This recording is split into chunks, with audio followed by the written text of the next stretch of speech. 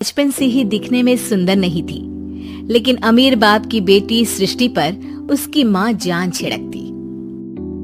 मेरी बेटी कितनी प्यारी है, भगवान सबको सृष्टि जैसी बेटी दे। सृष्टि धीरे धीरे बड़ी होती है। एक दिन सृष्टि की सहेली कहती है, तू दिखने में कितनी अजीब सी है, लेकिन मैं जानती हूँ हम सब में सबसे अच्छी शादी तो तेरी ही होगी। तेरे पापा अमीर जो हैं। और बता नहीं सकते यार, दहेज तो हर कोई देता है, ये क्या ज्यादा ले जाएगी अपने पति के लिए? अरे बड़े शहर में कोठी है इसके पापा की। अरे पापा की है ना, कौन सी इसकी है? इसकी होती तब तो कोई भी लड़का इससे शादी कर लेता। अरे पापा की मतलब पापा की है तो मेरी ही है ना? किसने कहा? अब तेरी तो तब होगी ना जब तेरा भाई ना हो। वैसे भी शादी के बाद सारी प्रॉपर्टी भाई के नाम होती है। सृष्टि समझ जाती है कि उसे किसी भी हालत में माँ बाप की सारी प्रॉपर्टी को अपने नाम करना है, लेकिन कैसे? एक दिन सृष्टि का भाई शीनू कहता है, बहन क्या कर रही है? तुझसे एक बात करनी है। अरे हाँ करना, मैं तो तेरी बहन हूँ। बहन मेरी लाइफ में ना एक लड़की है, बहुत अच्छी है। मैं सोच रहा हूँ माँ और पापा से बात करूँ शादी के लिए। सृष्टि को समझ में आ जाता है कि भाई की शादी होते ही भाभी उसे एक दिन भी घर में बर्दाश्त नहीं करेगी। क्या बात है भाई, बताना कौन है वो? यार वो बहुत अच्छी लड़की है, पढ़ी लिखी है, मेरे साथ जॉब भी करती है। बस एक प्रॉब्लम है। प्रॉब्लम? क्या प्रॉब्लम है भाई? यार वो शादीशुदा है, लेकिन उसके पति ने उसे सिर्फ इसलिए छोड़ दिया क्योंकि उसके माँ बाप दहेज नहीं दे पाए। सृष्टि ये सुनकर न जाने क्यों खुश हो जाती है। अरे भाई तो क्या हुआ, लड़की तुझे तो पसंद है ना? शीनू को लगता है कि बहन उसे समझ रही है, वो इस बात से प्यार है, और वो भी एक शादीशुदा लड़की से। ये क्या हो गया? मैं सोसाइटी में क्या मुंह दिखाऊंगी? अरे तेरे पापा तो यही कहेंगे कि मैंने ही उसे बिगाड़ दिया है। माँ देखो, मेरी बात मानो, पापा पर भी विश्वास करने की जरूरत नहीं है। अब आप ही बताओ, पापा इतनी देर घर के बाहर रहते हैं क्यों? बोलो।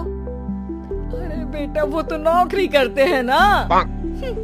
तू बहुत भोली है माँ। पापा का ऑफिस तो 7 बजे खत्म हो जाता है, लेकिन देखो कितनी देर से आते हैं। अरे नहीं बेटा, ऐसी कोई बात नहीं है। सृष्टि माँ को एक औरत से बात करते पिता की फोटो दिखाती है। देखो माँ, कैसे हैं पापा? मैं ना कहती थी कि पापा सही नहीं है। मैं तेरे पापा से बात करूंगी, दे फोटो मुझे। ओ माँ, वो तो डिलीट हो गई। लेकिन चल, तूने तो देख लिया ना। पापा से बाद में बात कर लेना, और हाँ, मेरा नाम बिल्कुल मत लेना। हाँ माँ। अब क्या था, सृष्टि के माँ और पिता के बीच झगड़ा होना शुरू हो जाता है। सृष्टि के मन में क्या चल रहा था कोई नहीं जानता था। एक दिन, माँ सृष्टि के लिए एक लड़का देखा है, वो लोग शाम को उसे देखने आने वाले हैं। और हाँ माँ, एक खुशखबरी, मैं और पापा मिलकर एक नया बिजनेस ट्राई कर रहे हैं। शाम को लड़का आता है, सांवले रंग का। सृष्टि को तो बिल्कुल भी पसंद नहीं आता। लड़की की माँ कहती है, लड़की का चेहरा तो कोई खास नहीं, लेकिन अगर मेरे बेटे को आप लोग सेटल कर दें तो मैं उसकी शादी आपकी बेटी से करवा दूं। सृष्टि को लड़का बिल्कुल पसंद नहीं था। उसे भाई पर गुस्सा आ जाता है। लड़के वालों के जाने के बाद कहती है, माँ देखा, शीनू मेरे लिए कैसा लड़का लेकर आया, न दिखाने लायक न सुनने लायक, सेटल भी नहीं, वो भी हम करे। अरे माँ, मैं जानती हूँ ये मेरी शादी किसी भी घर में क्यों करवाना चाहता है। अरे कैसी बात कर रही है बहन? तूने तो देखा ना, लड़के को मैंने ही मना कर दिया तुझसे शादी के लिए। जिसने लड़का बताया था उसने उसकी बहुत तारीफ की थी। बात आई गई हो जाती है, लेकिन सृष्टि का मन शांत नहीं होता। क्या करूं, कुछ समझ में नहीं आ रहा। मेरी शादी हो गई तो ये लोग पूरी प्रॉपर्टी शीनू के नाम कर देंगे। मेरे हाथ तो कुछ लगेगा ही नहीं। तभी सृष्टि को आइडिया आता है। वो किसी वकील को फोन करती है। जी देखिए, अगर आपके मम्मी पापा का तलाक हो जाता है तो आपके पिता की आधी प्रॉपर्टी आपकी माँ के नाम हो जाएगी, फिर उसे वो किसी को भी दे सकती है। सृष्टि अब माँ को बेटे के खिलाफ भरती है। माँ, शीनू पर नजर रखा करो। वो जिस लड़की के प्यार में है ना, वो शादीशुदा है। यहाँ आएगी, सारा पैसा, रुपया, जमीन, जायदाद सब हड़प लेगी। पापा का भी हाल तुमसे छुपा नहीं है। ऐसा ना हो कि मैं और आप एक दिन सड़क पर भीख मांगे। हे भगवान, मैं तो जीते जी मर जाऊंगी अगर ऐसा हो गया तो। ऐसा हो गया नहीं माँ, ऐसा ही होगा। अभी समय है, आगे का सोच लो। मैं तो कहती हूँ पापा से आधी प्रॉपर्टी लेकर अलग हो जाओ। पापा की आधी प्रॉपर्टी भी हम लोगों को अगर मिल जाती है ना, तो अगले 7 जन्म सफल समझो। बेचारी माँ बेटी के कहने पर पति से तलाक लेकर अलग हो जाती है। सृष्टि अब पैसों से गाड़ी और अपने दूसरे महंगे शौक पूरे करने लगी। उसके दोस्त भी उसके पैसे इस्तेमाल करते। सृष्टि, कल तुम कहाँ थी? मैं सारा दिन घर पर अकेली थी। तो मैं क्या करूं? मैंने ठेका तो नहीं लिया है ना तुम्हें संभालने का।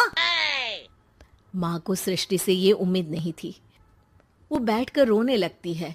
वहीं उसका पति यानी कि सृष्टि के पिता आ जाते हैं। मैं जानता था कि तुम्हारा यही हाल होगा, तो आपने मुझे रोका क्यों नहीं? मैं रोकता तो तुम रुकती क्या? सृष्टि के कहने पर तुमने मुझ पर अपने बेटे पर शक किया, लेकिन तुम ये भूल गई कि कैसे हम दोनों ने मिलकर जीवन में इतना सब खड़ा किया। माँ पति के गले लग जाती है। मुझे माफ कर दीजिए, मैंने आपकी कमाई का एक बड़ा हिस्सा गवा दिया। कोई बात नहीं, तुम साथ हो तो मैं ऐसी 7 प्रॉपर्टी खड़ी कर दूंगा। तभी वहां सृष्टि आ जाती है रोते हुए। माँ, मयंक ने मुझे छोड़ दिया। वो बोल रहा था जब तक मेरे पास पैसे थे तब तक ही वो मेरे साथ था। पापा, माँ, मुझे माफ कर दीजिए।